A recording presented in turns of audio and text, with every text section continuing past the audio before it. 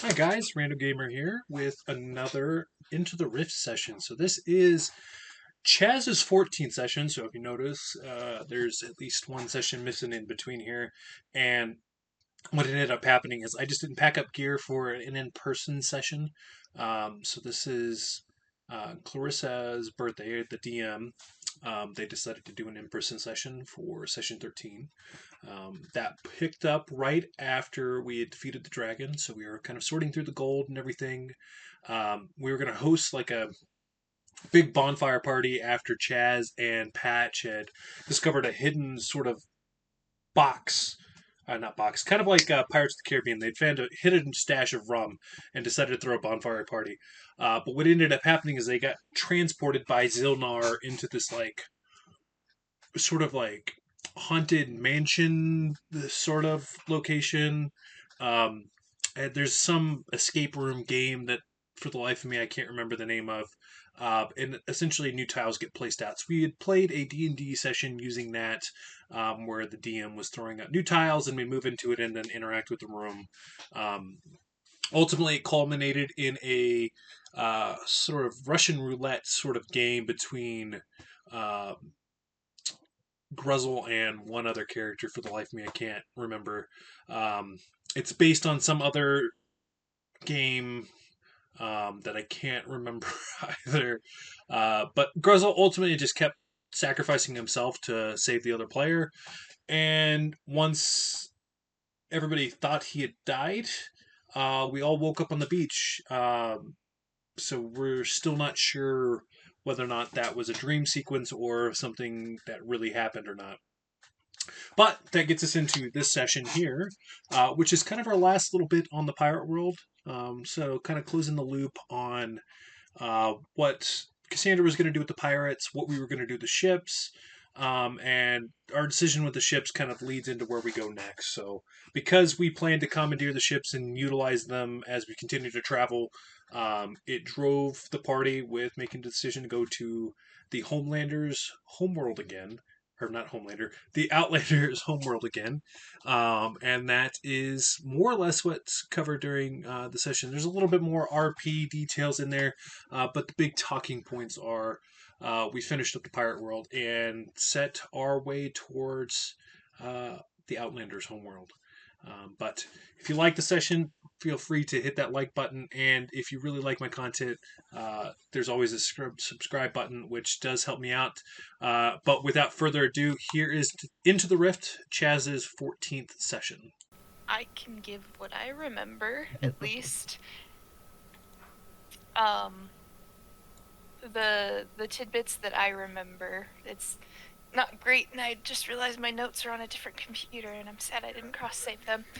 Um, but the party was on a beach at one point collecting treasure and all sorts of things from a hoard they had found for after killing a dragon, and at some point a portal opened up underneath them and transported them to a creepy house.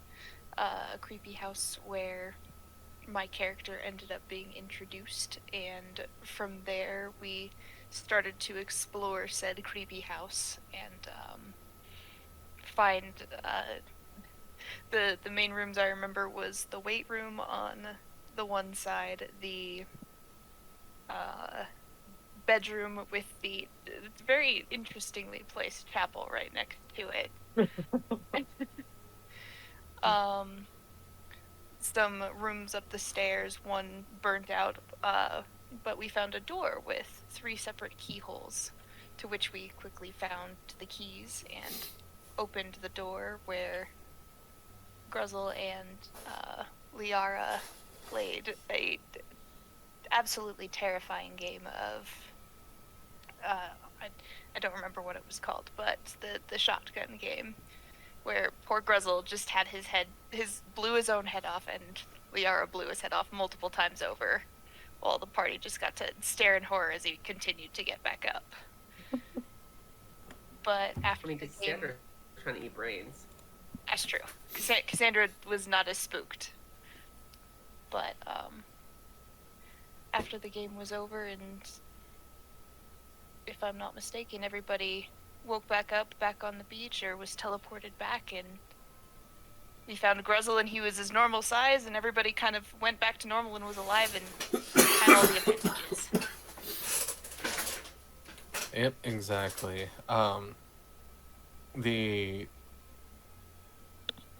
It kind of, to all of you that, so that's exactly what we're picking up is like Gruzzle just kind of like came to and got up off of the ground after you guys found him. Everybody appears to be unscathed and just fine. It is apparent that whatever you guys experienced, like, it may or may not be like real. If anything, the more that time kind of passes, the more it just kind of feels like you are all in a dream state. And where, like, as you guys kind of come to, the one thing that you did notice is that time did pass. It is no longer nighttime where when you guys were having the party and drinking after Chazz and Patch had found the stash of rum on the beach, and Cassandra summoned some minions to bring up some more liquor from hell and cook a feast for everybody. And it's now like morning time. I wouldn't say like way early in the morning, probably about like mid morning. The sun has definitely rose. You can hear the lapping of the ocean as it hits the beach front of where you guys were at. And most of the pirates from the two ships were, some of them don't remember a whole lot of what happened last night due to just passing out, being drunk. Some of them did kind of question, like, as to where you've been, like what happened. So currently, right now, the party finds themselves just back on the beach. You've collected your gold. The world is your guys' oyster and what you would like to do. The Outlander seems to be she seems to be talking to like some of the pirates. Obviously, she has her voice back now and is able to speak. But she's just kind of like going about her business. So whoever wants to kind of take the floor here. We missed all the fun going to spooky little house. All the fucking rum's gone. This is great. This is great. 10 points for all the rum is gone.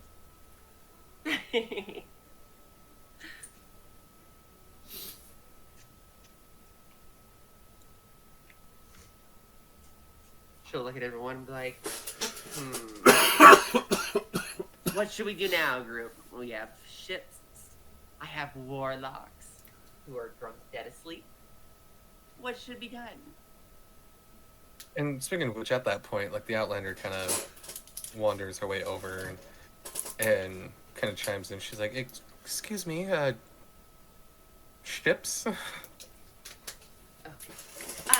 Yes, we have 2 pirate ships, to be exact. Funlander.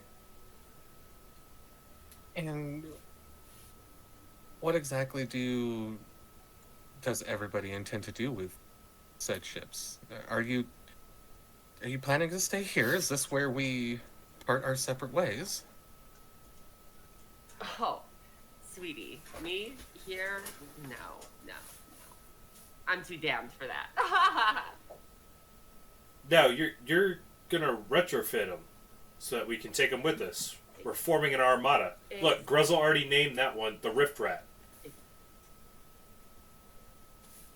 Exactly. So, chop, Homelander.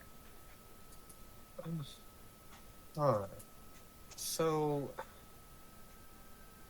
I guess I need a further understanding of what it is you expect me to do. You want me to retrofit these ships, but I guess I'm a little lost as to how. Would you like them to fly independently, or are you planning to retrofit them to my ship to make one giant one. Well, Maybe we make their it armada.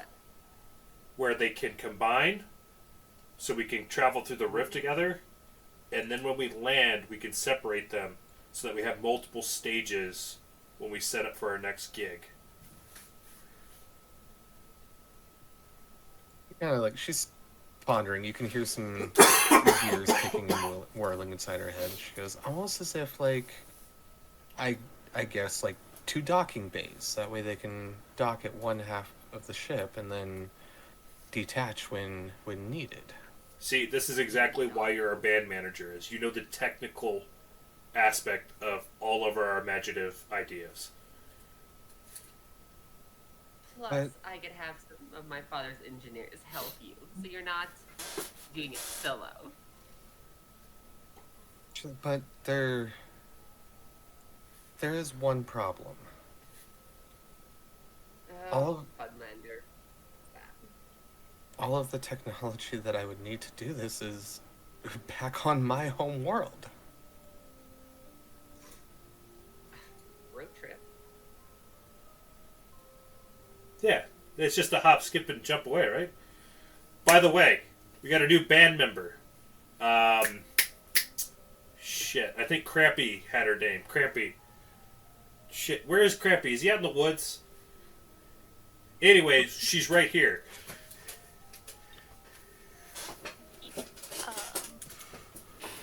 Yeah, hello.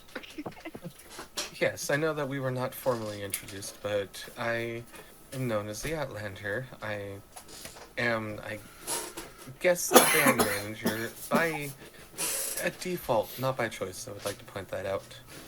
I picked up some stowaways quite a while ago, and then more appeared. And then they formed a band, and then I was shanghaied into being band manager. It's been quite fun, but nonetheless, do you play an instrument? No, but that's not to say I couldn't learn if you needed.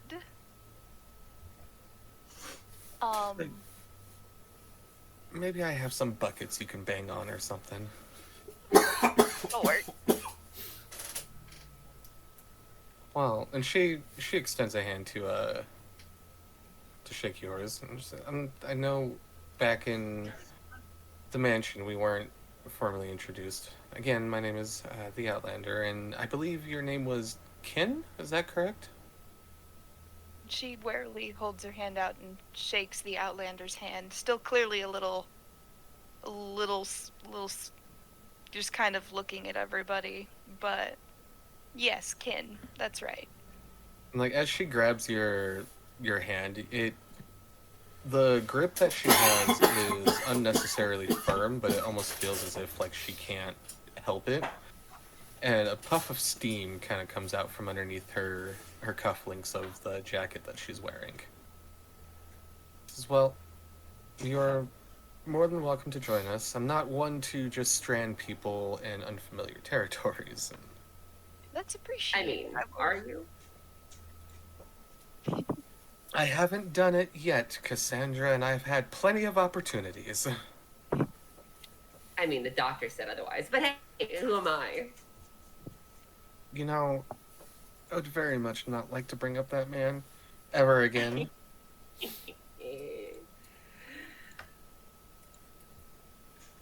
Well, I propose a few options here. We can either, A, as Chazz so lightly put it, hop, jump, and skip away to my hometown and hope that we do manage to come back to this one, or I guess we can attempt to tie up the ships to my ship and I can try to tow them out of here. I don't know how that would work. I've never done that before. But what of the crew? Do we leave them here on this island and just say bye-bye? No. How could we have a armada if we have no crew? Plus, I can scop back down to my father, see if we have any hellish engineers who can kind of help make do for current times. Plus, could you imagine your ship if it ran on with some extra soul coin power? Outlander. Can't say that I can, but from what I have seen in your home world, I can only imagine that it would be a sight to see. Speaking Exactly. of homeworlds, what's the party scene look like at yours?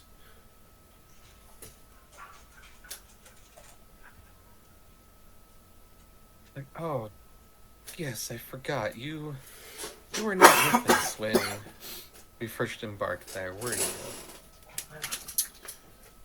I can't. I mean, there's some nightlife, and some clubs open late at night. However, just that way you're fully aware, Chaz. My world is people like me. She kind of like pats herself. Like everybody there is automatons, and they didn't take super kindly to seeing interesting looking creatures such as yourselves. Okay. So I see what you're saying is we got to turn up the charm. But Easy my enough. question is, do we need to bring our own food? And she's gonna look at Chaz. Do you think all they do is drink oil? The Outlander's like, oh, well, it's not that we don't eat, and we don't drink oil. We do have some very interesting liquor choices, if you would. And she's like, hang on. And she reaches into her jacket and out from a pocket pulls out a flask. And she's like, I actually always carry a little flask of some homebrew with me. Would you like a sip? As she offers it out to both you and Chaz. As Chaz reaches, Yeah. you've been holding out on us this entire time, Outlander? What the fuck? I shared my Lavielle with you. It's like, by all means, help yourself. She hands the flask over. Do you both take a drink from this flask? Oh, you bet. Well, after she sees Chaz's reaction, 'cause she still thinks there's oil in it. Chaz, make a Constitution saving throw.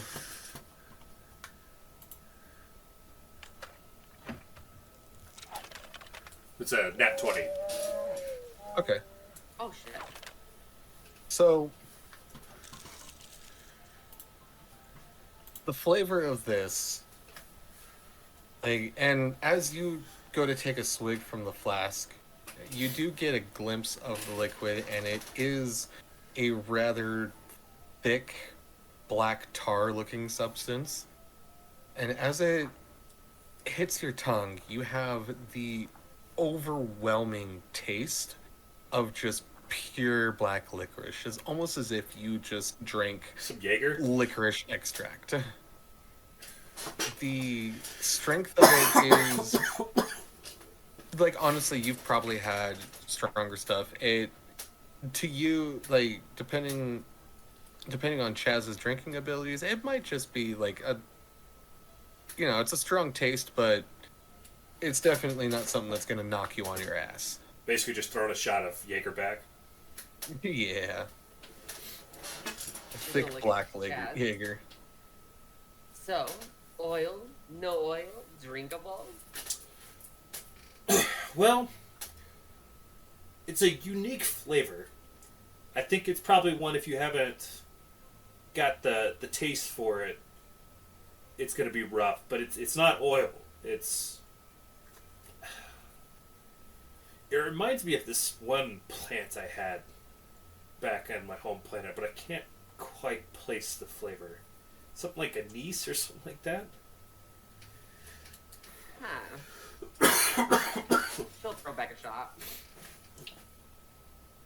Cassandra, what? Yeah, make a Constitution throw. Constitution save and throw. Let me see here.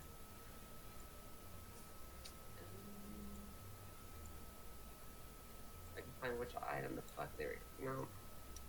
This one. No, not that one.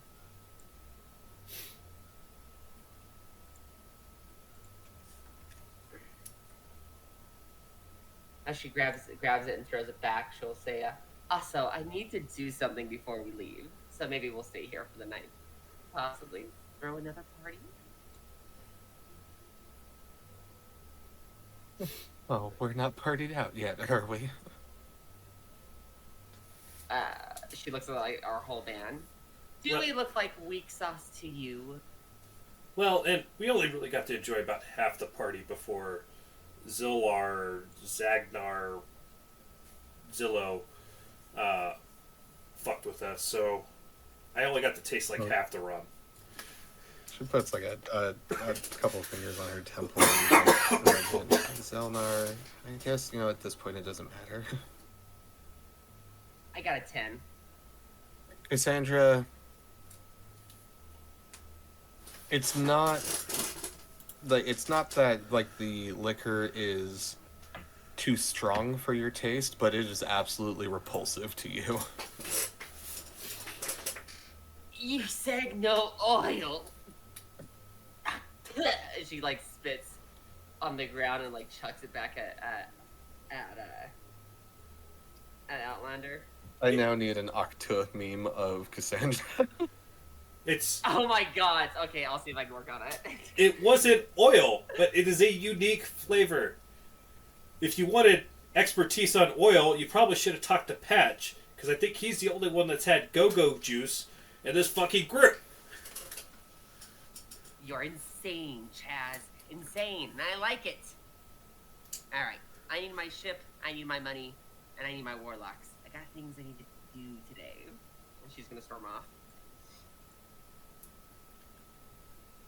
What is everybody else doing at this time? Chaz, Cassandra, the Outlander, and I assume that Kin's kind of been overhearing all of this since she's been standing right there with us. Gruzzle, what have you been doing since you woke up? Gruzzle's just been sharpening his axe and thinking about how he wants to spend the money they just got. Though he doesn't think much magic items will be on this world.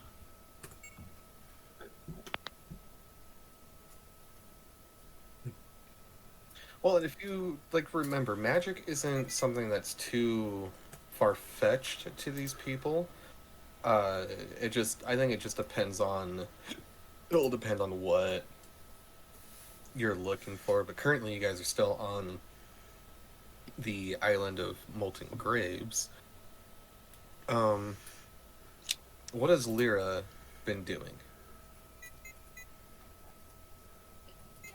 I think Lyra would have been kind of over by Chaz and Cassandra while they were deciding on taking a drink from the flask, and after she sees both of them, she will then take a very little sip from it.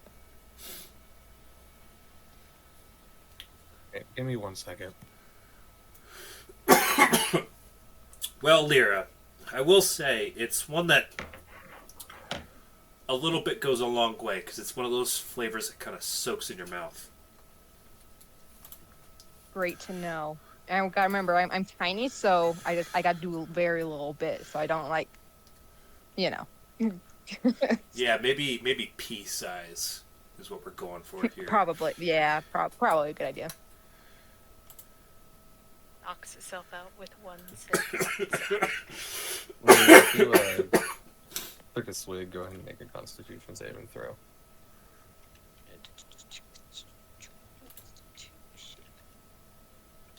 Oof. 5.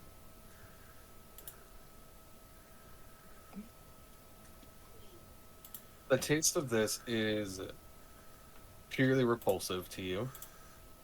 and the actual strength of the alcohol to you is pretty strong. Like, you're almost entirely sure that this is what they use to like polish and varnish steel swords. And you get just just from that one sip, you have a little bit of a buzz going. Fantastic. At this point, one of the crewmates kind of like pops up, and he comes in to view, and he's like, "Oh yeah, I don't mean to interrupt, but what's the plan? Are we gonna stay here all day? Or are we gonna sail somewhere else?" Well, I think the Rift Raft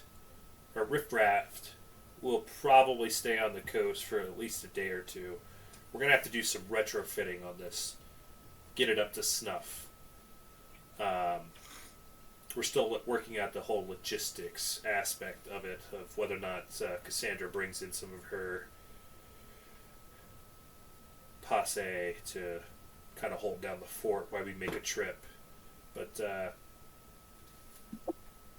what was your name? Is it Bone Saddle or some shit like that? Stupid. He goes, no, I'm John. Oh. That's very ununique. Anyways, are you the first mate of the Riff Raft? Or are you over on Cassandra's ship? And he looks back at the two ships, and he looks back at you. He's like, yes. Well, you see, both first mates were taken out with the captains with that dragon. Right, but you've shown initiative, so are you the new first mate of one of the ships? And like you kind of see the light bulb moment go off in his head as his eyes widen. He goes and kind of like puffs his chest out. He's like, "I." All right. Do you have a last name, or is it like John 10, John Copper?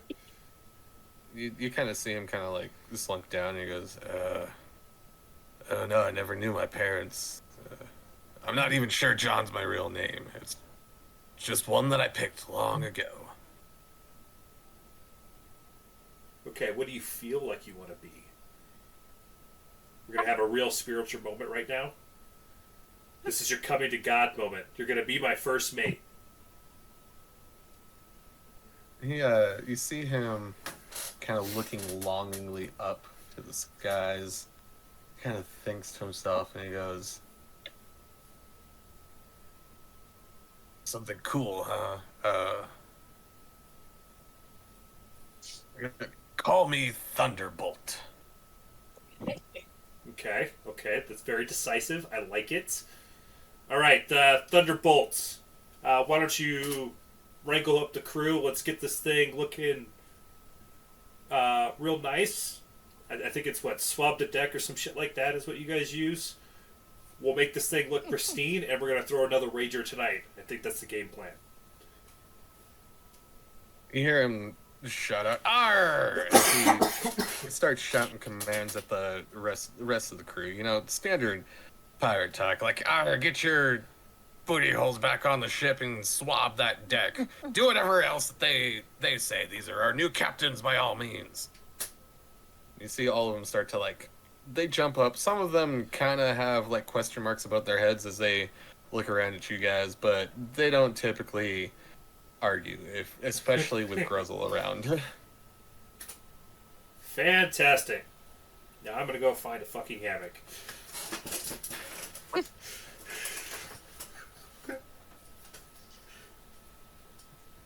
In fact, Yeah, you're gonna. Oh, go ahead. one of the crew members, like, he makes mental note that you say that, and as time passes, you see them, you know, they get back on the rafts and row back over to the ships. But as about, like, I'll say like an hour in, another crewmate is coming back on one of the rafts, and Chazzy comes up to you. He says, "This is my personal sleeping hammock from down below. You can use it, sir." Okay. That's awesome. What's your name? Heat. Okay. We're gonna work on that. Come up with a some sort of adjective you want to add some flair to it, like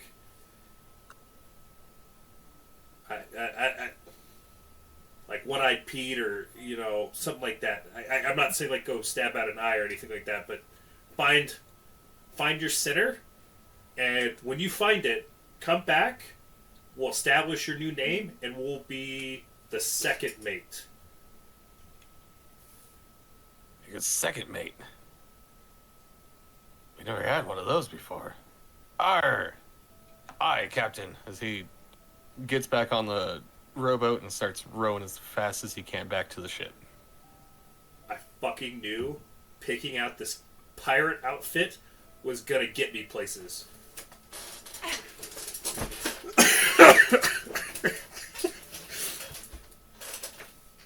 Cassandra, what were you going to say? How many of her warlocks does she have? I think we established at least 7 right now. Perfect. She's gonna tell some of them, there's extra money for you to gather a few of your old friends to bring them for sacrificial lambs. Whoever brings the most gets the most gold. How's that sound, huh? So just to understand, you want them to round up some of the crew as sacrificial offerings?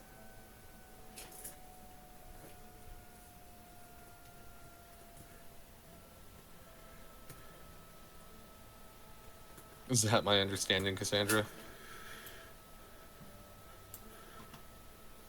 What'd you say? You're cutting out there. So my question was, you want them to round up some of the crew as sacrificial offerings? Sorry, can you... Are you with us?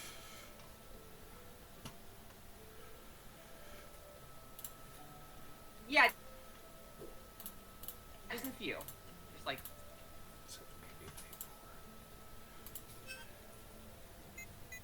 Can you hear me now? Yes, you kept cutting in and out there. Sorry. They don't know that. So she's just like, it's like 5. Okay, and without fail, they obey your orders, and because there's no more, there's one raft. I'll say there's one raft ashore, so they all kind of like pile in and start heading back towards one of the ships to collect your offerings.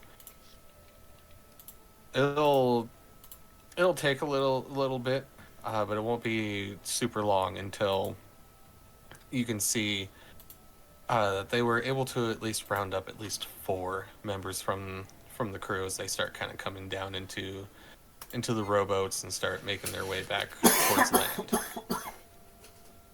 Perfect. She's on her ship. Grezel, she kind of calls out. Semi-loud, but not really like putting that much effort into it. Where are you? About to go on my ship. Yeah, I guess he would have heard you. Do you still have all that gold in the bag? Currently. Perfect. I need you to dump my portion onto the hull of my ship if you could. Like on the deck in the middle. How much did we split up the gold? Let me pull up a calculator real quick. We'll do some rough calculations here. Some rough. But there's like 7 of us, isn't there? Well, I think it was 8 when we got the gold. We're at 9 now, I think. Let's see. So there's in total we have Lyra, Chazz, Kin, Cassandra, Patch, um, Crampy, Pykon, and Lizelle every now and then when he joins us. So yeah, that would put us up to 9. So Everybody gets about 280,000 gold, yeah, 278,000 gold, rounded up. yeah, rounded up. So, and I'm not gonna keep it to like, I'm not gonna keep it to the decimal point. So I'm fine with just rounding it to 280,000.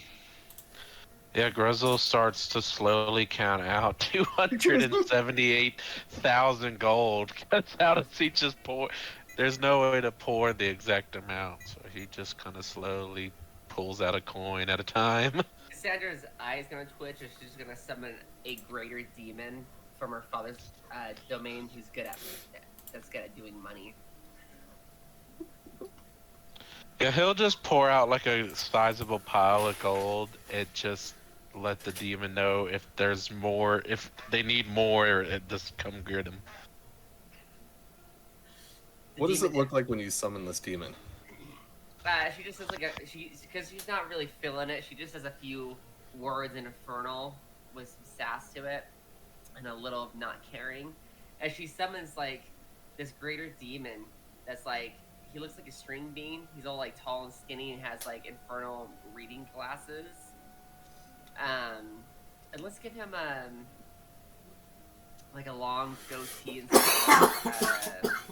long hair. Okay.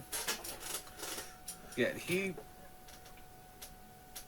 may not look like much of like a fighter, but after hearing what it was he was supposed to do, he is very quickly just kind of zooming around, and he's very meticulously pulling out at least like stacks at a time. It looks like he's counting to at least 10 as he's pulling out like stacks of 10 at a time, and he's just zooming back and forth as he's getting them and putting them in a pile to kind of organize it all into a nice stack so he can keep count. Perfect. And she looks at her warlocks. I want you to start painting symbols of my father, Asmodeus, around the gold pile. And she counts the four of them. Do 4 small ones, and then 1 big one around the gold, with the 4 small ones around the one that's around the gold. Get it, savvy? Hmm?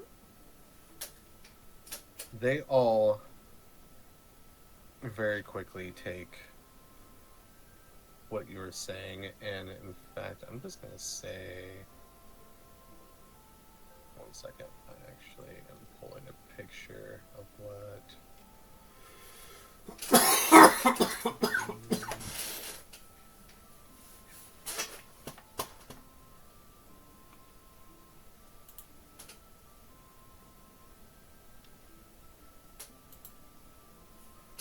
Upload file, please. Why are you not cooperating? Stop resisting.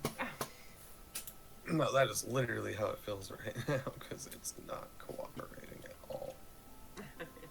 Clarifying question: did Kin get some of that gold too, or? Yes, you were going to. Cool. Can I just drag? Yes, I can. Okay. So this will be the symbol that they're going to be painting on the floor around the gold.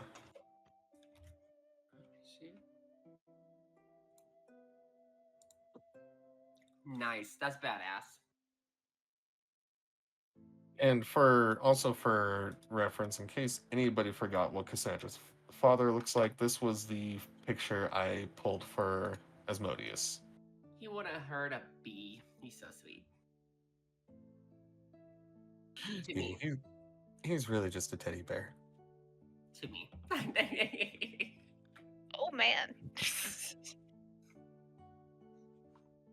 Okay, so it doesn't take them like very long to get those symbols painted around the pile of gold. They probably each one of them paints a symbol. Perfect. And is the gold fully counted, or will that take time? Which is fine. It doesn't really matter to me. I'll say like it took them probably a good like 20 minutes to get the symbols painted. Within that time, your greater demon finished, and as he gets the last stack and moves over, and you see him kind of eyeing uh the stack of gold. He turns to both you and Gruzzle, and he doesn't say anything, but he just like holds up one finger. What finger? Yeah, The middle finger or just one finger? just one finger like this. He kind of looks towards Gruzzle and just She's gonna look at Gressum and be like, "Do you think he's what do they call it? Acoustic?" I honestly thought he was just trying to figure out where the wind's blowing. Yeah, you might be right. I think It- he needs your attention, Gruzzle. Kin kind of pipes up from the back. Well, he Oh. could have said something instead of just putting a finger up. he looks back at the gold, and then he turns and looks back, and he holds up one finger one more time. Cassandra's Could it gonna be one more coin?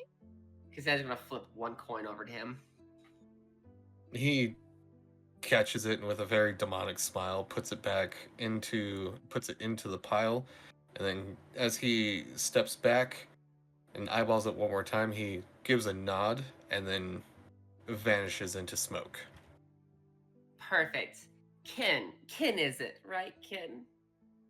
Yes.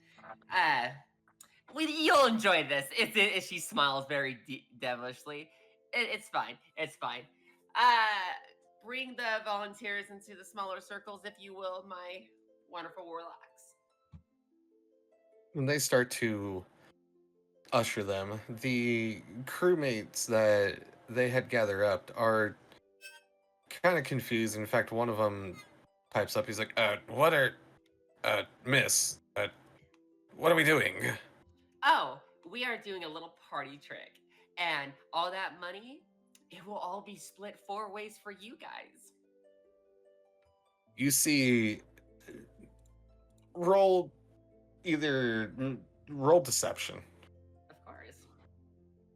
I am a deceptive bitch.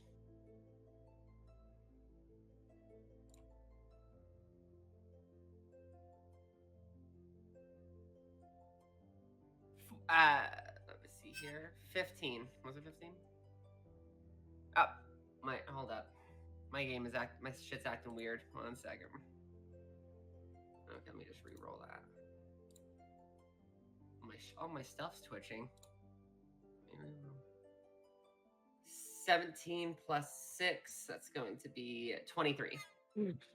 More than enough. They all cheer as they take the places that they are ushered into. In her head, she's like, "You dumb bitches." All right, perfect. Now, my warlocks gather around in a big circle and speak after me. And she starts chanting in Infernal. Does anybody in the party, or at least anybody that followed onto Cassandra's ship, speak Infernal as well? Yes. I kind of figured Gruzzle would. Yeah, it's Gruzzle's like like- we're of the same species. Yes. Kin's just gonna watch. Kind of not stepping back, but like leaning to see as much as possible, but doesn't speak anything. Okay. So, obviously, Gruzzle, you will completely understand what Cassandra is saying, but meta-wise, Cassandra, what are you chanting?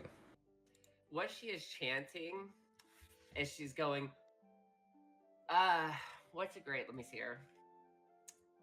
Asmodeus, king of the hells, I give these in turn of thy ascension. And she just keeps saying that over and over and over again. And it sounds like she's like, every time she says it, it's almost, like how artists will like record something and then it plays on its own, and then they'll do something else, record that, and then that plays on their own. or her voice is doing that, so it sounds like like so many of her voices are building up and getting louder and louder as she chants. Kind of looking here. Go ahead and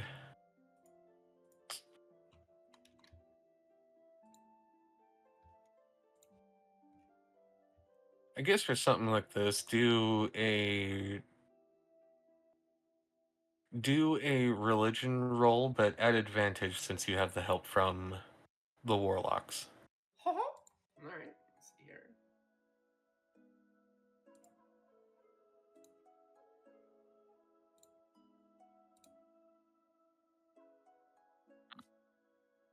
An 11. Okay.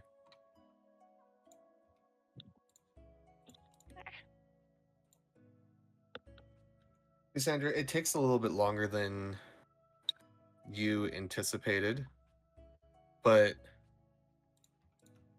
slowly, one by one, you start to see the crewmates, like, they almost like, they kind of like the first one kind of like, almost like, catches a blaze and just burns down to a skeleton as he like reaches up and screams and then just kind of poof. The others kind of start to panic at this. One of them says, "Hey, what's the big idea?" As he also ignites into flame and kind of poofs out with a scream. This is clear to anybody who's watching. This is a very painful thing that has taken place. A couple of them try to escape your circle, but they are to no success. Partially with the symbols that have been drawn, they're kind of holding them there, and the warlocks are not allowing them to vanish, to step outside of the circle either. The warlocks kind of like advance on them to kind of tighten their circle around them as you all watch as one by one, each one kind of just poofs in a blaze of glory and a loud scream of pain until there are none left except just chars of ash on the ship deck where they were standing at. And she's also I'm gonna say that the gold itself starts to kind of like bubble and start to kind of like turn from a solid into a liquid. Okay, I like that. As she's sacrificing all of her gold, all of her gold, and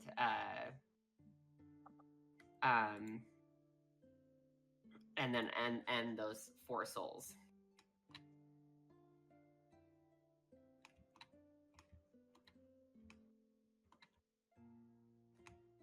Okay, Cassandra, go ahead and meet me in the bone zone.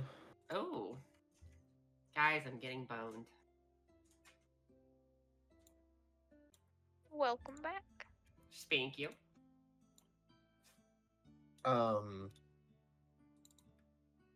DJ, can we get something like a demonically heavy metal played, like maybe something from the Doom soundtrack?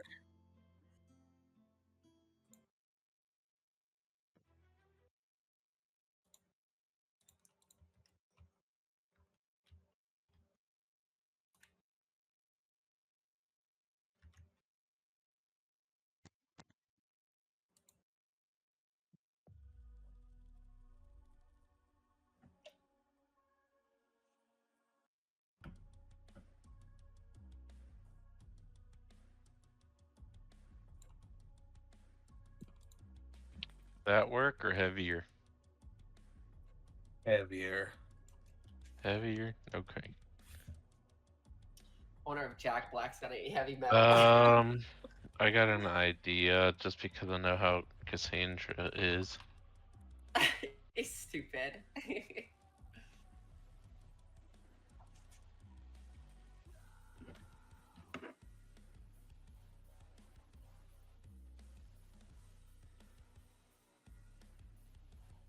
Up aboard the murder train. The murder train.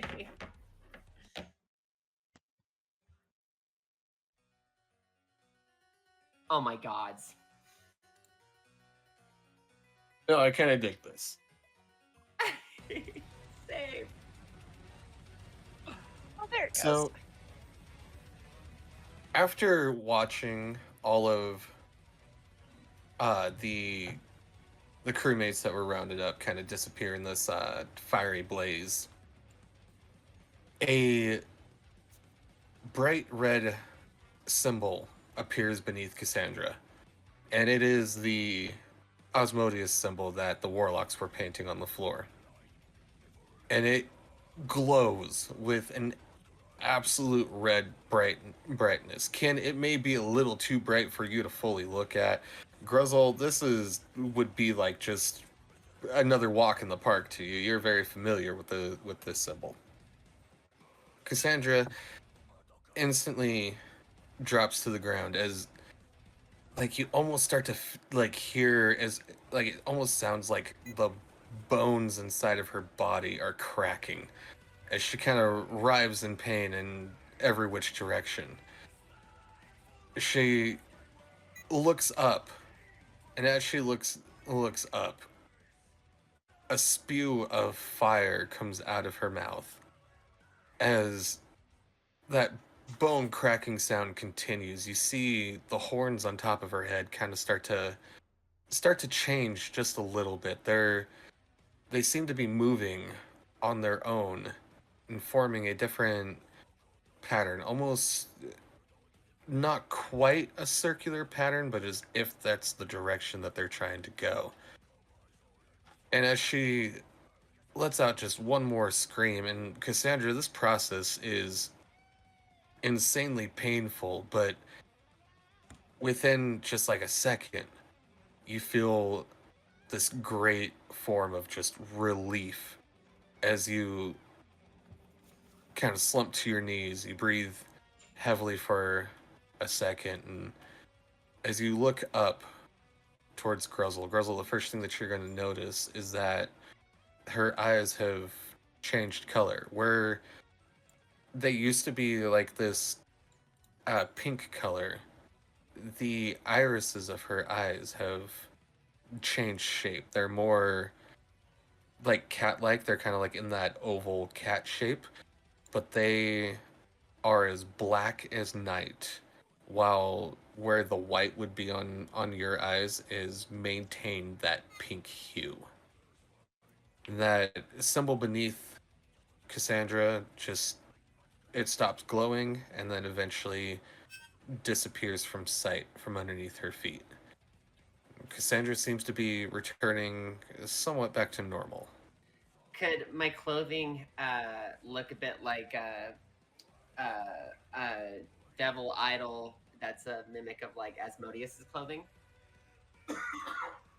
Yeah, I'll say it changed slightly to kind of match a little bit of what Asmodeus is wearing, and like as you like look at that picture, how he's got like the shoulders and the collar, they're not as big. They're probably like 4 steps below as big as like his shoulder pads and collar are, but they have kind of take on more of that shape with that same like dark maroon color. She's gonna basically kind of stand up as her new hooves kind of click on the wooden ground.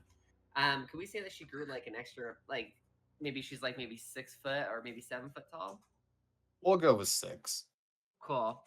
And as she stands up, she just kind of cracks her neck and rotates her shoulders as her wings kind of sprout out, and they're quite large. Where they have like kind of an essence of Asmodeus kind of coming off of them that makes like it almost makes it look like a cape of demonic energy kind of falling off of them. Now that was metal.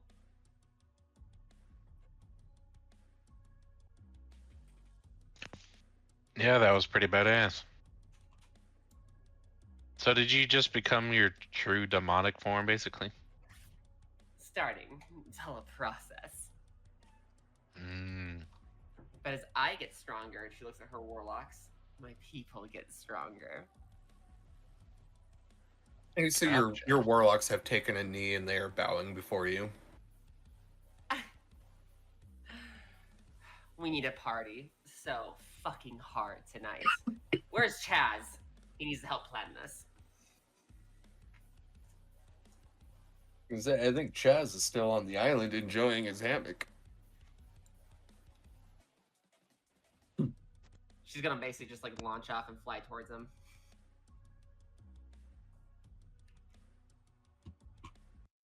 Kin is kind of blinking, just still a bit in shock. What did I just witness? Well, that was one hell of a transformation. Hey, there you are, Patch. There's Patch. I'm gonna get back on the boats and go back now. Hey, Grizzle, are you Kinda waddles back. Grizzle, are you gonna stay on the ship, or are you gonna go back to land? And if so, are you gonna just kind of like fly over and watch as Kin rows herself back to the island? So Kin's just rowing herself back by herself. That's what she was starting to do. Yeah, Patch will hop in the boat too. So Kin will wait to see if anybody follows, of course, but Yeah, Grezel will just fly over to the island and watch Kin slowly row by herself. Patch, are you gonna lend a hand with this rowing, or is it all on Kin? Are you just kind of like kicking back in the butt? Oh, Patch is just kicking back. He was dragged along to this boat. He's gonna enjoy the ride back. Now, it's not like you guys have a far way to go. It does take like I'd say like at least 4 minutes for you to passively row that rowboat from the ship back to land. But you guys do make your way back just a little bit later than what both Cassandra and Grezel just did. Patch, to kind of give you, did they give you an update as to like what's happened? Yes. Okay, so you're caught up. Yes. Okay, perfect. Okay. You guys are all now back on the island. Everybody who stayed on the island, like, they're kind of doing their own thing. I imagine that Chazz has found a wonderful place to hang up that hammock and is just swinging back and forth in the hammock, relaxing, still in his pirate garb. Oh yeah, he's got like the hat flipped down over his eyes, kind of like getting like a midday nap in since we didn't really sleep. Cassandra's gonna land, like, drop from the air and just land right next to him on the by the hammock.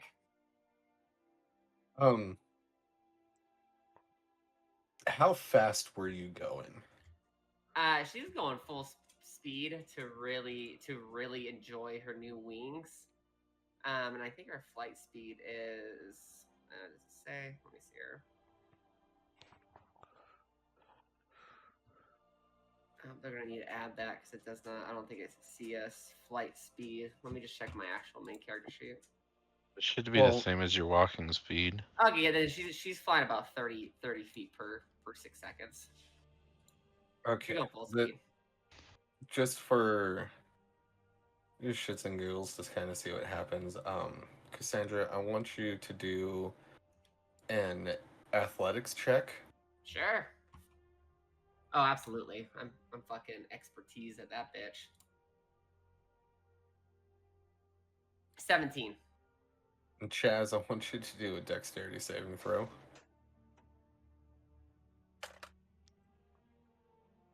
It's 15. Okay, so Cassandra like comes in super hot and just lands right in the sand next to you where you're relaxing, and where you had the hat pulled down over your eyes and you were unaware of this. The way that she comes in, she lands with like such speed, like, and you feel the hammock, like, it from the speed and the wind that came, the air that came off of her wings as she crash landed down into the stand next to you, sent the hammock just like spinning in loop-de-loops, but you're able to hang on and just kind of go for that ride. Your hat, however, did fall off into the sand. Damn. I'll As have to you talk kinda, to like, get your Thunderstorm about maybe giving me a warning before people do shit like this. as if you could control any of that. As Chess, and as you get your bearings together, like this is when you notice that Cassandra's looking a little different. Hi, Chazzy.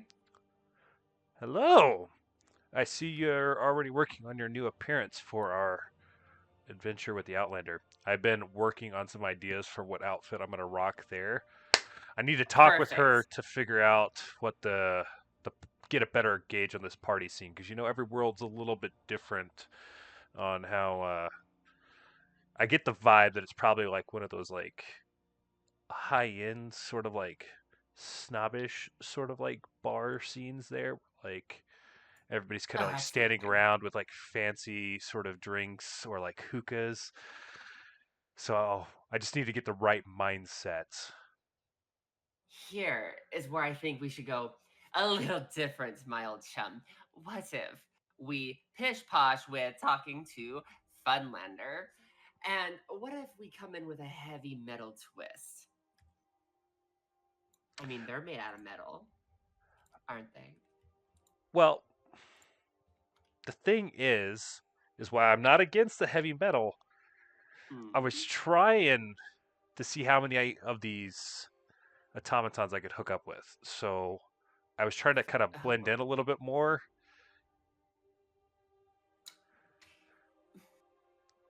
Hmm. I mean, what in hell? We do have these mechanical abominations. We could just put your brain in one, and then you could just power pump into one of them. I think you're taking my meaning a little too literal. Am I? Here, She just smiles. the Outlander couldn't help but overhear what you just said, Chaz, and like her eyes kind of get wide as she looks at you. And she looks you up and down, and she turns and walks down the beach away from you. What's her problem? uh, I feel like she just realized she was available, and I'm right here. And I think she likes you. I mean, why else would she turn away so flustered? You, my friend, can already hit your first one now. I think that's a slow burn one.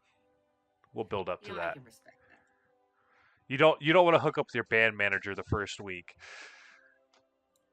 I mean, is this your first week? I want to say timeline wise, it is legit Chess's first week in the band.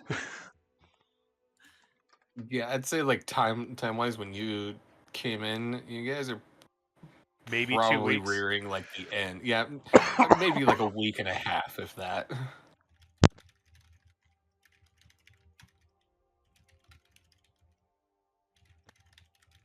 Oh my god, I do love that, by the way, Grezel. Um,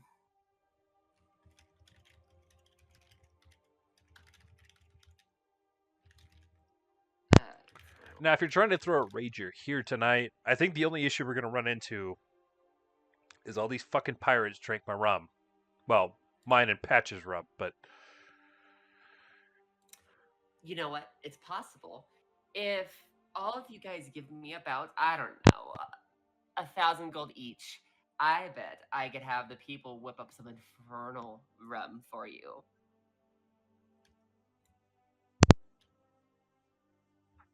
Or they can bring some more of the what was it, the Lavi Osa or whatever Well, it was. yeah, she's just trying to milk money from them. But yeah, basically, from her own band members. I mean, I'm not opposed to throwing a party, but if we're all hosting a party together, I don't see why I'm paying you to host a party with us. Souls. I found the last batch Poss- of rum with Patch, So at a minimum, I think Patch and I shouldn't have to pay. Yeah, I'd say we provided booze, so that's the whole shebang you need. Okay, let's put it this way, and I'm gonna roll persuasion with this one. I am offering to get us not mortal rum, not run from the mortal plane, but rum that I dare say challenges the very heavens wine. Infernal rum, infernal booze, some of that laviosa again. But souls cost money, and we all got to pitch in. That's a fucking nat 20. Jesus Christ. Well, Cassandra, Did- I think the only issue you're going to run into is I already have a case for myself. So at worst, I'm set. It's the other people that you need to try and convince. And she'll look at Patch. yeah, she's being pretty persuasive right now. Booze or booze, like I guess we can get drunker, but like I've had some pretty tough stuff in the years, so it's pretty hard to beat this finely aged sea treasure we found here. She's gonna kind of bend down and grab your bottom lip with her new, very long black nail. And as she's talking, she's like moving your lip up and down. But have you ever enjoyed something divine? His Oh. little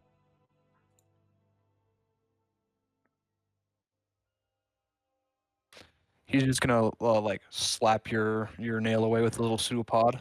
Oh, I know Divine. A fresh kill is none the wiser. Ah, you mortals. And she just kind of rolls her eyes and walks away as she claps, and a portal opens as booze and shit's starting to be brought out, and like tables and stuff again. Patch, that reminds me though. You missed out when the Outlander finally told us that she's been holding out on this liquor. It's what's the word? Do you ever have like the anise sort of liquor from where you come from? It's like pitch black. It's a very powerful flavor. Ah, in the Dark Taverns, I think they called that ichor, but it has a fine taste to it. So you should definitely hook up with her. Well, maybe not hook up, but link up with her later and ask her for some because, well, not the most potent alcohol I've ever had. It definitely hit. If any of you pay attention right now, the Outlander can be found down by the shores of the water. It appears that she has summoned Archimedes from the ship and appears to be having some kind of conversation with Archimedes. You know, I honestly would have offered to go to hell and get us some booze, but my father really only cares for spreading misery and evil, so I don't think he would have given us anything. Cassandra whispers, but what if it gives them a hellish... I don't have to deal with this. What's it called? A hangover. Now that's miserable. Well, I'm all for drinking booze, but I'm pretty sure my dad would just kill them. Fair, fair. Respectable, but fair. And me. He doesn't, he's a fickle fellow. Daddy issues. Not more daddy issues, it's just he really doesn't care for anything unless you're undead or dead. Tough man to please. Well, Yes, Orcus is very hard. I feel like we've been leaving you out on our planning here, Grizzle. What is it you want at this party? Do we need like I don't know, fucking like strongman competition? I mean, you'll win, but Yo. you- I don't know. Like, do you ever have like the burly? Well, I mean, I guess you don't really have beards in the demonscape, I don't think, or they're a little bit different. But like the lumberjack More like fellows were like, hornbeards. yeah, where like you lift heavy things, like big old fucking ceramic, not ceramic, but like marble balls and like chopping trees and shit. Who can do that the fastest? Is that something that's up your alley? I'm sure if Grizzle wanted to, he could just hulk a tree right out of the ground. Like I said, I know he'll I win. mean, it's up my alley and forte, but there's really no competition. Yeah, but you can see how silly the fucking pirates look in comparison to you. You like give them like a 5-minute head start and then beat their ass. Yeah, Gruzzle will like turn to the pirates, who to him look like a bunch of scaby-ridden dorks, and say again, there's not much competition. Well, I would say we would try, but these delicate fingers were made for one thing: How about a drinking Metal pussy. competition? playing my sax. What she said. Anyways, a drinking competition sounds nice. I think you'll still win that one, but it might be closer. I'd wager on that. Oh yeah, the pseudopod friend here might be able to just like dilute it down.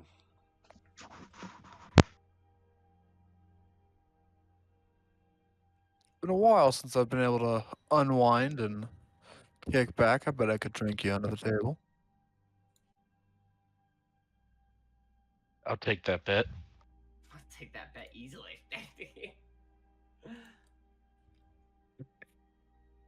Alira and Kin, it's been a minute since we've heard from the both of you. Is there anything that you are wanting at this party tonight as well?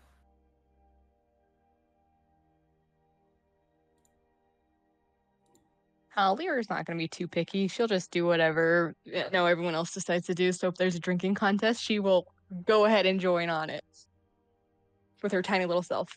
Fine. So she just brings her like a thimble as a shot glass. Hey, it works. Kin would kind of follow suit after getting out of the rowboat and kind of stretching from rowing all by herself and rejoining the group and just kind of rolling along with it at this point. Still processing, but looking like she's a little more present now. Okay, so let's take a quick like 5-10 minute breather right here. I'm gonna take my dogs out and kind of check on the fort, make sure nobody's burning the house down, and then we will regroup and get this shindig going.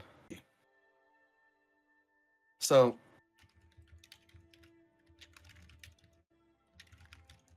as you guys finish up your conversation on the beach, kind of like planning party, and Cassandra starts summoning her minions back up from hell to bring the feast and bring some liquor. Those who would have paid attention would have seen the Outlander finish her conversation with Archimedes, and Archimedes looks like he shit out a few gears, but reluctantly flew back to the Outlander ship, and the Outlander returned back onto the beach and joined you guys. And doesn't take long for as like preparations get made and the sun kind of starts to set, so you have like that perfect like that perfect mood lighting as the sun's like starting to set, and you have those gorgeous like pink colors going through the sky. Stars are starting to show up, and the party is in full swing. Is there anything specific you wanted to do during this party? I think Cassandra's just chilling, throwing some back. She's gonna set up a poker table though, and summon some Inferno Polka cards. Okay. Is anybody going to join Cassandra in this poker game?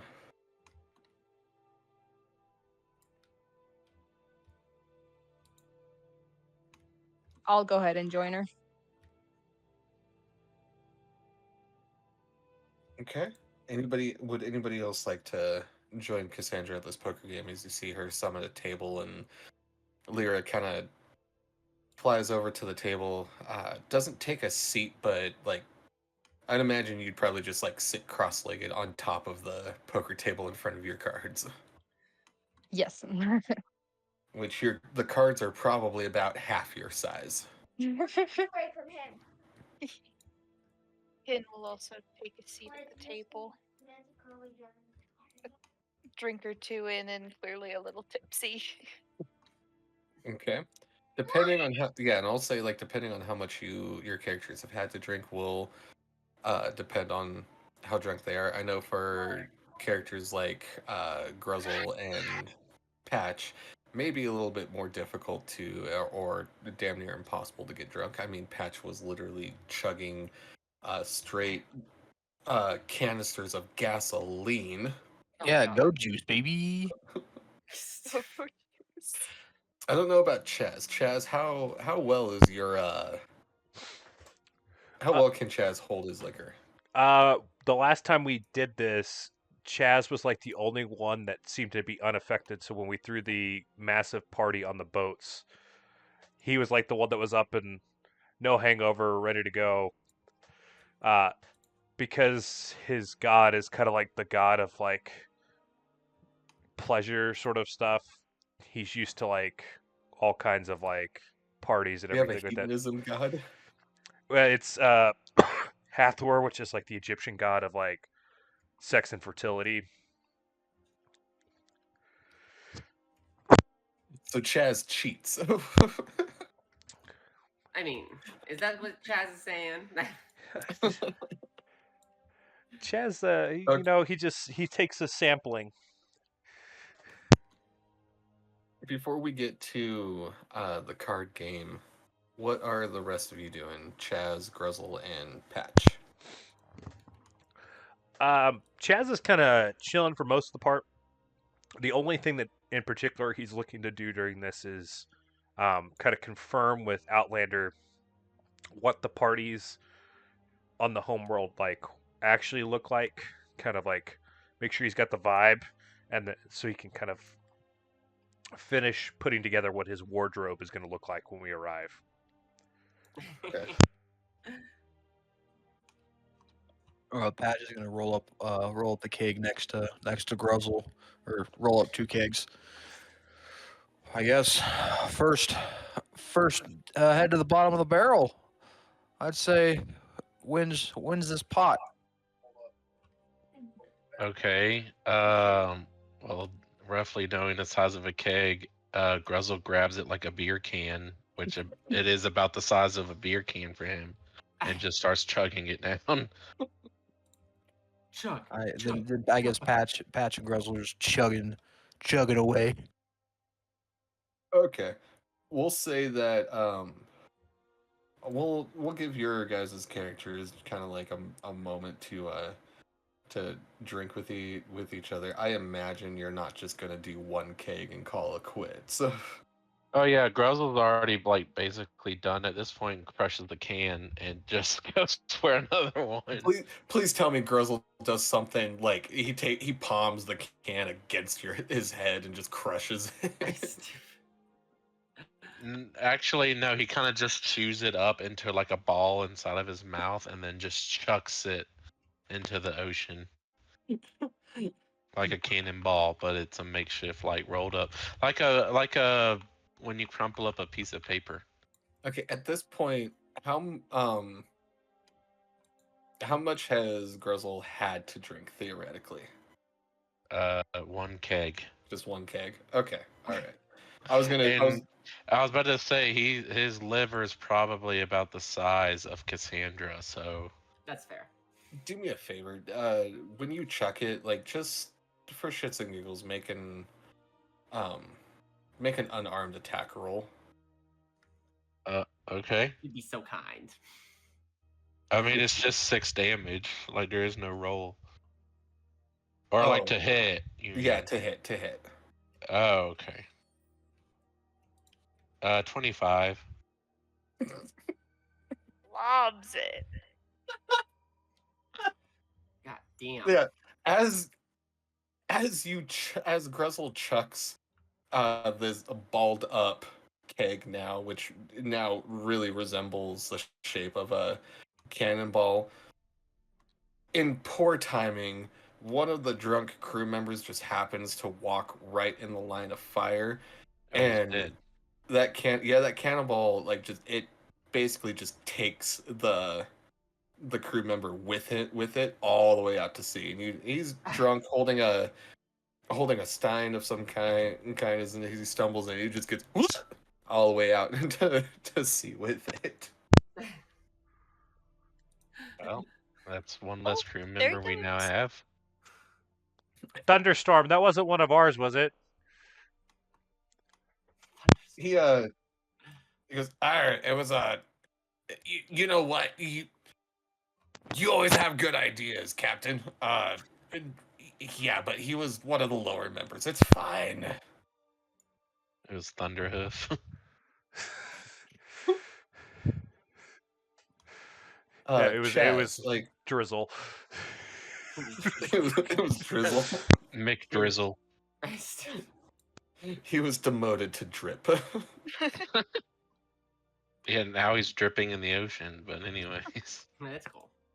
And Chazz, you do find a moment to kind of have a small conversation with the Outlander. She does kind of explain to you that the nightlife, so you speak, like it is kind of, it's not necessarily like the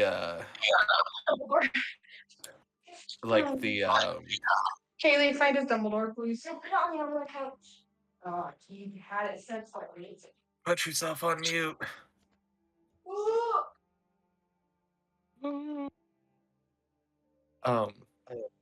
But she explains to you that it's not necessarily like the like the tuxedo like 1930s like vibe, but it is like, she does explain to you that like it's pretty like Dapper Dan. Things are, I guess you would say in a way, or how you might have put it, like snooty, but very, most of the people that do go to these nightlife clubs are like very, they hold themselves very high class above the other automatons. And it's like, why do you ask, Chazz? I thought we were going to my home world to retrofit the ships and then getting the hell out of there. Well, I'm assuming getting what we need for the retrofit is going to take more than 30 seconds. So,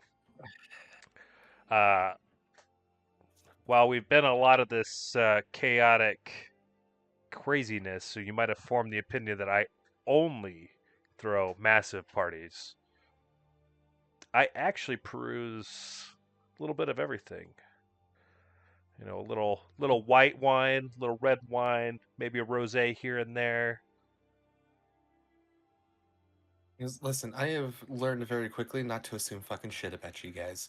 However, I'm not, as you would say, popular. Well, I am, but not in a good way. So the less time we, I know you weren't there, but we left our homeworld rather quickly because a gang of thieves and thugs that I may have done some crossed dealings with don't necessarily like me and want me dead. Door. Well, you are in a different body now, so like, I mean, you don't have to come out with us if you don't want Outlander. I need my.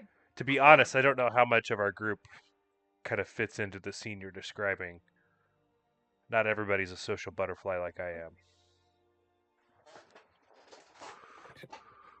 Just like, okay. Depending on the time, that we get there and what time it is when we get there, and depending on how long this is actually going to take, you might be able to partake in some of the nightlife. Um, However, if the gear gang, and she kind of like looks up, she looks up at the sky as she says this and goes, I can't wait to hear what you're going to call them. If they find me and they start coming after me, I will not hesitate to just GTFO. What? Gear gang. Get out. Like they hustle cards or some Have your shit? sisters do it because I'm in the middle of something.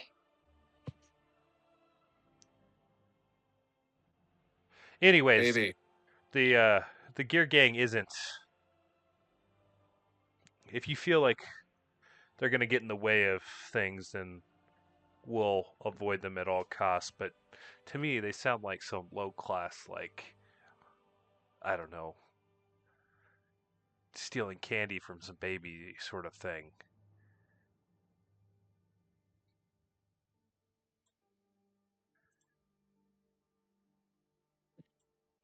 It can be. I'm not saying that they are the smartest of bunch, but they are pretty ruthless.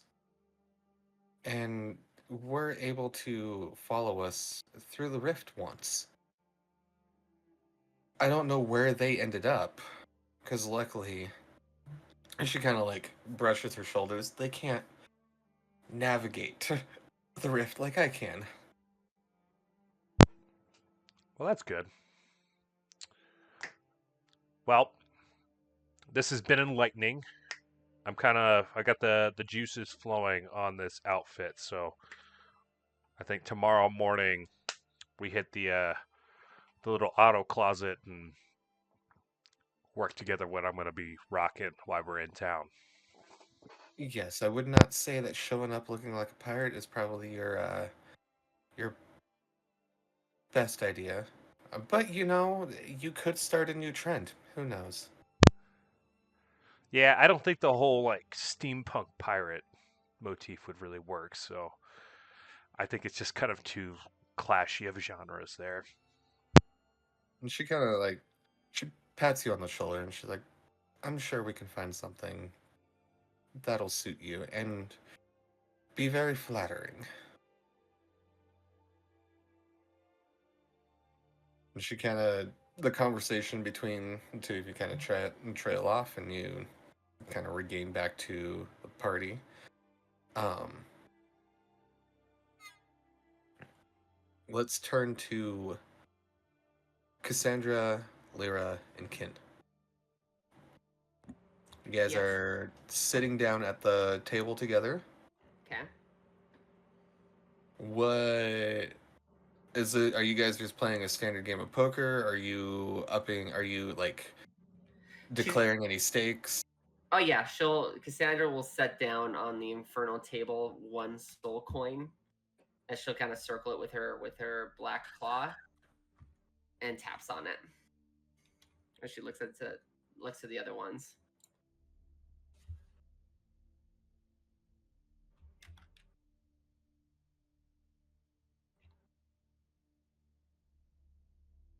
I don't know that Kin would ever have seen a soul coin before, so she kind of tilts her head and looks at it. Looks at Cassandra. Oh, That doesn't look like gold. it's worth a lot of gold. It's a coin made from a soul that can give infernal prospects if added to something. You could sell it for, I don't know, a few grand, possibly.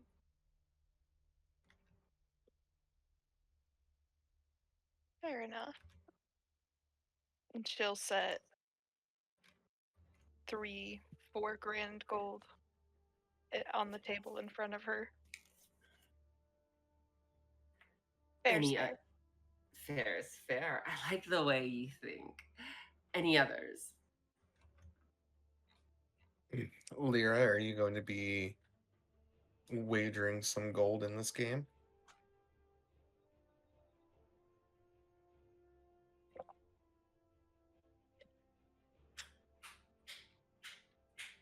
Yeah, she'll go ahead and wager some. How much are you putting out? Cassandra has put down 1 soul coin worth that could be bartered for a couple thousand, and Kin just upped the ante by about 5,000. I guess I'll up it as well, and I'll put like 6,000.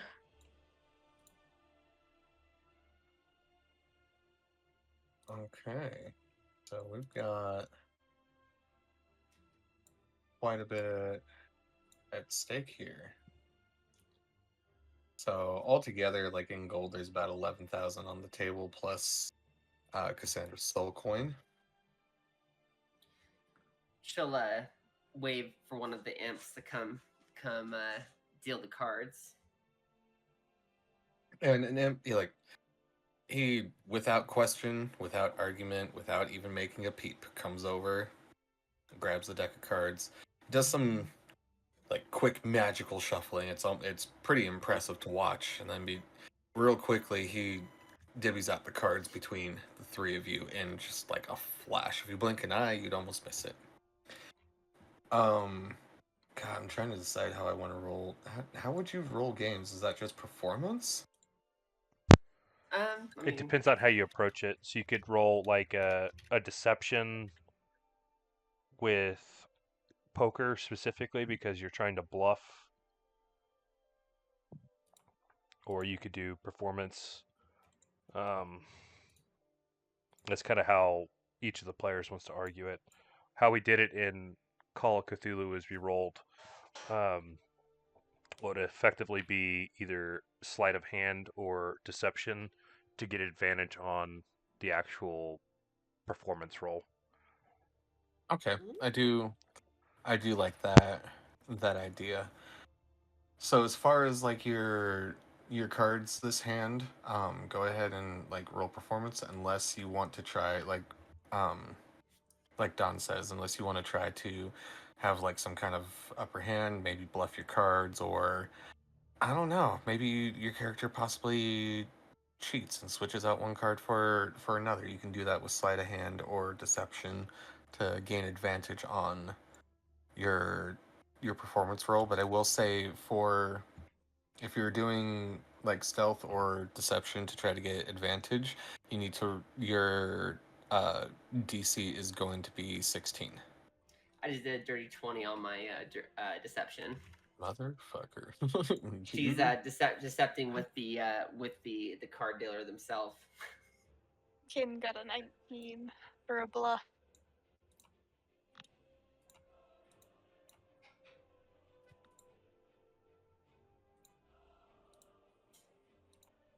If any of you like Lyra, same thing. If you want to try to like bluff or cheat or whatever, roll either sleight of hand or deception. You need to be at least a 16 to gain advantage on your performance rolls.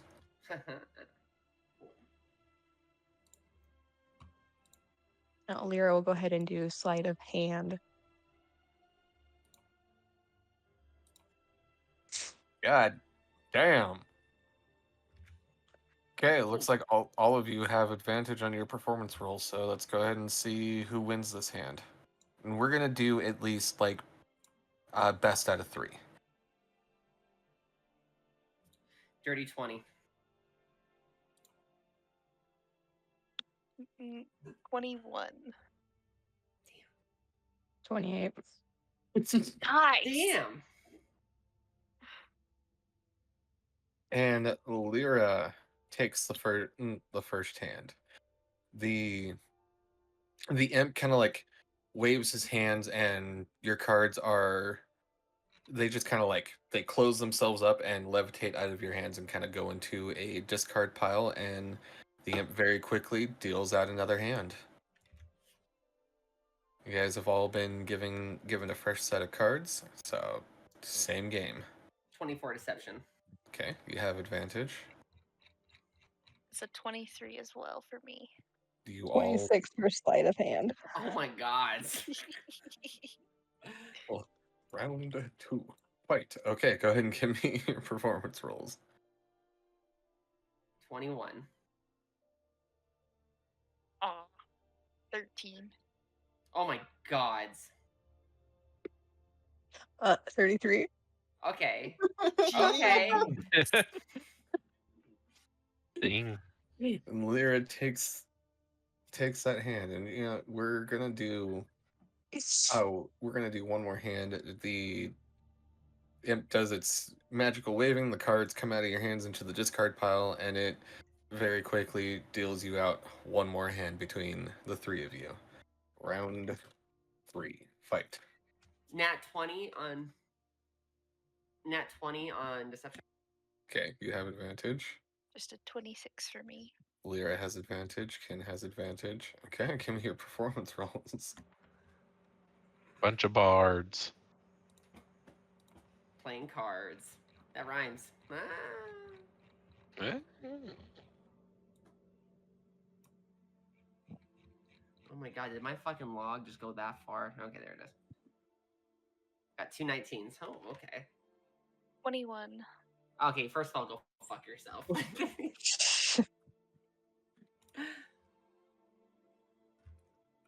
Okay, Ken takes that hand. Just to even it out, we will do one more quick round. Okay. Round 4, fight. Deception. That'll be 22 on deception. Okay, you have advantage. 25 for Ken. Oh my god, my chat log just goes all the way back 18. up. Advantage. Okay. Go ahead and give me your performance rolls. Come on, nat 20. Nat 20, holy shit. It's another 13. 24. Okay. So at this point,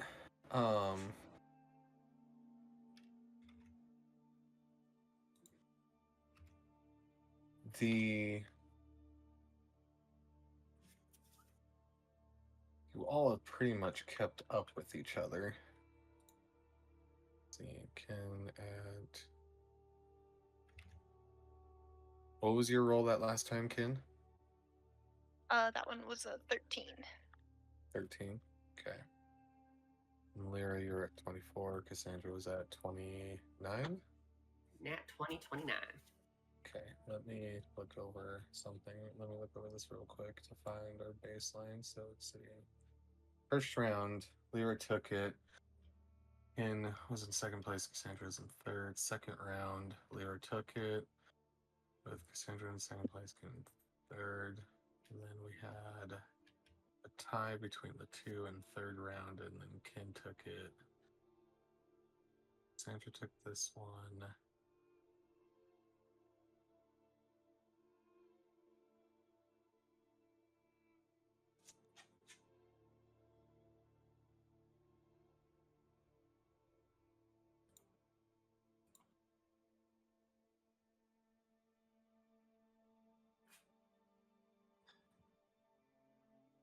Let me do this better.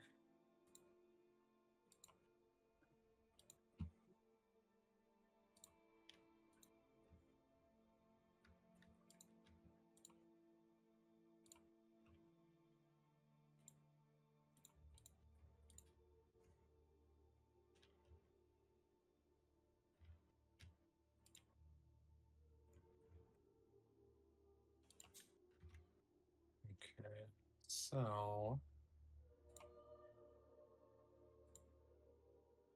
altogether between the 4 rounds, Lyra had 2 total wins, Cassandra had 1, and Ken had 1. So I think by that logic, Lyra would take the pot. You win this time, Lyra. Well played. Congratulations, Lyra. You just gained 11,000 in gold plus a soul coin.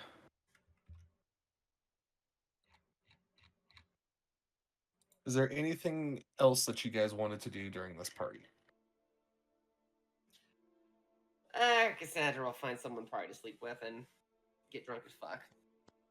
I mean, there are plenty of pirates. It would not be a hard thing for you to find someone to sleep with. Even if they are afraid of you, they would be too afraid to tell you no. Yeah, she'll round up like 4 of them. Okay. Kim's gonna go sit by the ocean before taking off to bed.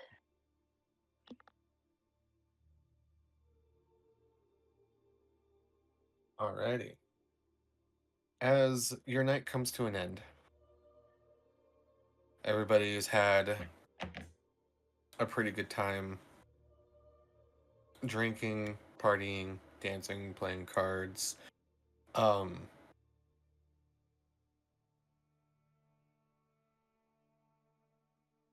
Between between Grizzle and Patch,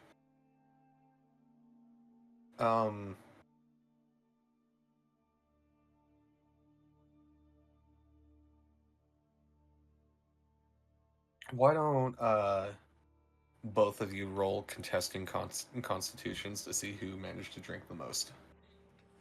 Oh shit.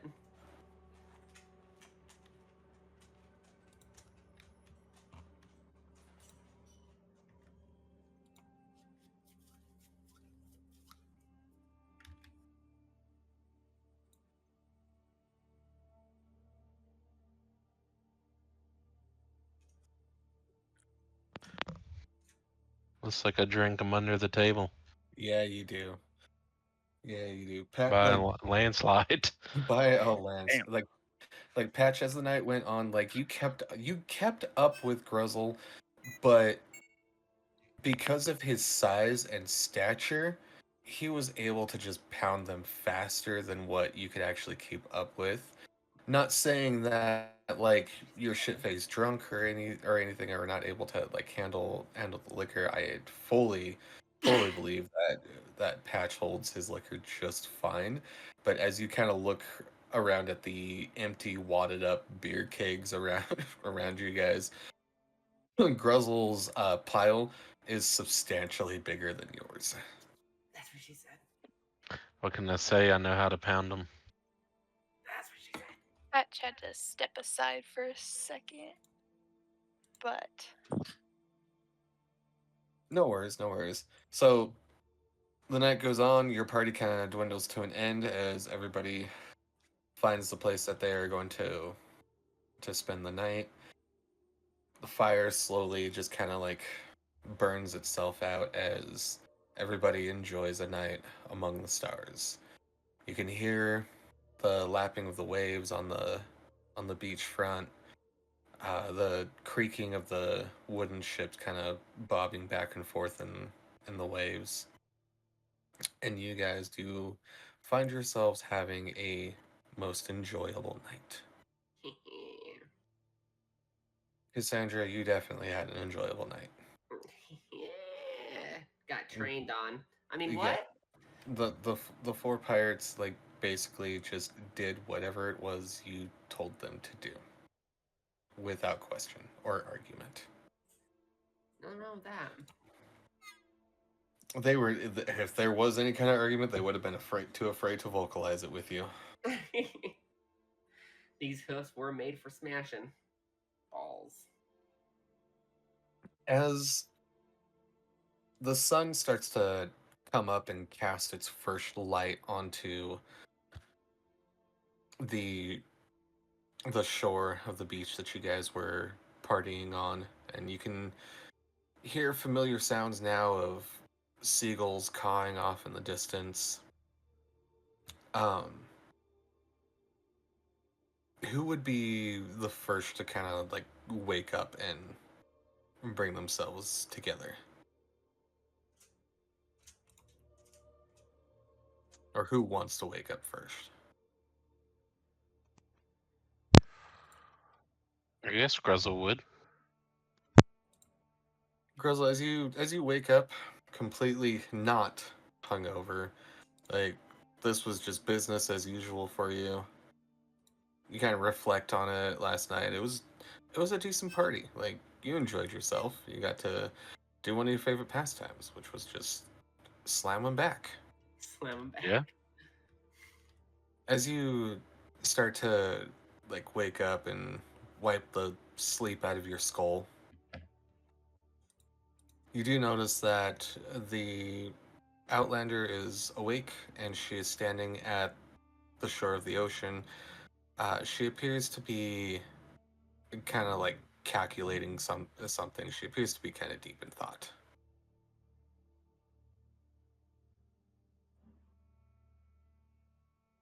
Yeah. I would approach her and just kind of look at what she's doing. As you approach her, like you can hear, like she appears to be just like kind of staring off into the distance, but you can hear like the gears and stuff kind of going on in her head, and then like just as you're about to approach, she goes, "Right, got it," and she turns and she sees you. She says, "Oh, Grezel, I hope that you're kind of excited to have this addition onto the ship. You won't have to stay in the cargo bay anymore."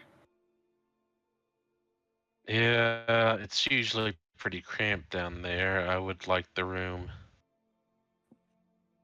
Yes, this way you'll definitely be able to have more room to roam about. I hope I hope last night was enjoyable for you. Um, I do have to ask, is before we venture away from this world, is there anything that you would like to do before we go? Um, Not really. I'm honestly looking to buy stuff now that we have money. 'Cause if you want, we can try to sail to port somewhere, and sure that we could probably find stuff. Or there is plenty on my homeworld. Um, oh boy, as she kind of like looks you up and down, she's like, "You are definitely going to stand out like a sore thumb, aren't you? Is there any way we can disguise you?" Not really. Magic isn't my forte. Hmm. We'll have to consult Cassandra about that. Maybe there's something that she can do. Though honestly, I don't really care to hide any of myself. I like who I am. You see kind of like a bead of sweat go down her brow. She's like, "Right. This will be interesting. Um, When is it ever not? please don't eat anybody." I Unless, thought y'all were made of metal. I don't really eat metal. okay. You know, actually, you might come in handy, Grezel. I was speaking to Chazz earlier, and on my homeworld there is a group of people that aren't super fond of me, and I guess if you're okay with it, that is, I could definitely use a bodyguard. Sure. Yeah. The nice thing is that with these guys, please don't hold back. Oh, don't Well, say that just sounds fun. that. My world does have its own set of rules and laws that are expected to be abided by. However, clearly there are certain types of people that don't follow said laws and rules. And the horrible thing is, like, this gang of people, they've well established protection with the police of my world. I don't know if you know what that means. They're like a constable or like a sheriff or um I don't, they uphold authority is what they do. And so they won't be of any help to me, but and if we're doing any kind of like misdealings with these people, we're kind of just left to fend on our own. So all of the destruction is on the table. Well, that just sounds fun to me. I like killing people, so. Good. I'm actually a little excited now. I hope to get to witness their demise. And then maybe I won't have to deal with them again. But I also do feel like we should get the others up. Me and Archimedes have worked diligently throughout the night, and I think I have a plan for the other two ships. We shouldn't have to leave them or maybe anybody here, although you might be a little bit more, for the travel, you might be a little bit more cramped in the cargo bay. Nothing I'm not used to. Which is perfect. And as she kind of turns to the rest of you, anybody who's still asleep, like you hear the Outlander she starts like clapping her hands and shouting at you, like, "Up, everybody! I think it is time that we go." Kin would have been up by now, listening in on the conversation, just watching the water. Cassandra definitely was the last one to wake up, and she's like pushing the pile of bodies off of her as she gets dressed. Christ. She's like, "You have to just not let a girl sleep in, huh? Funlander." Well, anyways, and she kind of looks around, like, Chazz and Cassandra, please come over here. I do have slight of a kind of a plan. I'm coming. God. All right. Yes, we heard it all night. Good. What do you got for us, Outlander? Okay. So, Archimedes has devised a way that we can tow your two ships behind mine. My ship is strong enough that it should be able to bring the two into orbit with us. I can't necessarily promise how well they're going to handle the rift in the current state that they are in, but as long as they are somewhat intact, we can still use them. However, I don't think I have to explain this at this point in our adventure, but we do travel through what we call the vacuum of space, which means if you want anybody else to survive, as she like looks over the crew of pirates, they cannot be on those ships, so they will have to take refuge inside of the cargo hold with Gruzzle. But we should be able to get there, and then we should be able to build something absolutely beautiful. Perfect. I'll get. Oh, what was their name again? I'll get them to make food for them. Oh, that's right, Astra, the femboy. No, it's Sir Hellnickers who cooks. Sir Hellnickers. Yeah, it's Hellnickers that cooks. Thunderstorm and Pete. Oh, speaking of Pete, did you have your epiphany yet? He comes wandering over and he's like, "Hi, Captain, I did what you said." And he like lifts up an eye patch. "I took out my eye." All right, one-eyed Pete it is. That's not. We're gonna work on the whole literal versus. Anyways, round up the crew. We're gonna get you loaded up into the cargo bay, because otherwise you'll all die. Well, there's a saying among pirates, death is the only adventure, but I would very much like to continue. So, whatever it is you say, Captain. Perfect. All right. While you do that, Outlander, I think it's time to go hit the wardrobe. As of course, and Archimedes will take care of the two ships. Why don't we all disembark and make our way to my ship? Serena will be there waiting since she's the stylist and outfit maker.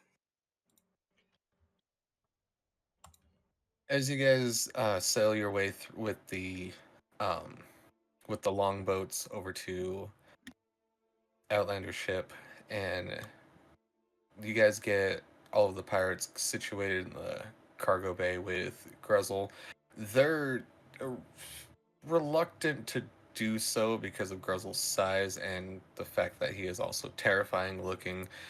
But also at this point, they're like, if he was going to eat us, he would have done it already. So they get into the cargo hold with him. As the Outlander comes into the main cockpit area and basically tells Archimedes to get to it, Archimedes begrudgingly sounding to be like pretty tired of being just the bitch of the Outlander, goes out and starts securing the ships to the Outlander ship. Chazz and Cassandra, you guys are able to meet up with your work. I can't remember. You just said her name, but I can't remember her name. Sorona is the outfit maker. Sorona. She's she is a very feminine like imp. With like the big well, it's like, you know how some girls have like the huge hair. It's like And like a bouffant, or bouffant. are you talking about like the poofed up like Karen hair? Let me see. Yes. Okay. Absolutely. Bouffant, exactly. Yeah, And she dresses like the girl from what's that show about the poor districts that have to, what's that movie about with the poor districts have to do those tournaments for the rich? It's the Hunger Games. Yeah, you know the beauty assistant from the Hunger Games? Effie Trinket? She dresses extraordinary like her. Yeah. Like very like pompadour Duchess type look. Absolutely, and it's very infernally artistic and creative every time, and complex as shit. Okay, you two, like Cassandra, you take Chazz over to her, and Chazz, she will diligently work for you in whatever manner that you want her to create your outfit in. It's not like she hasn't done it before for you guys.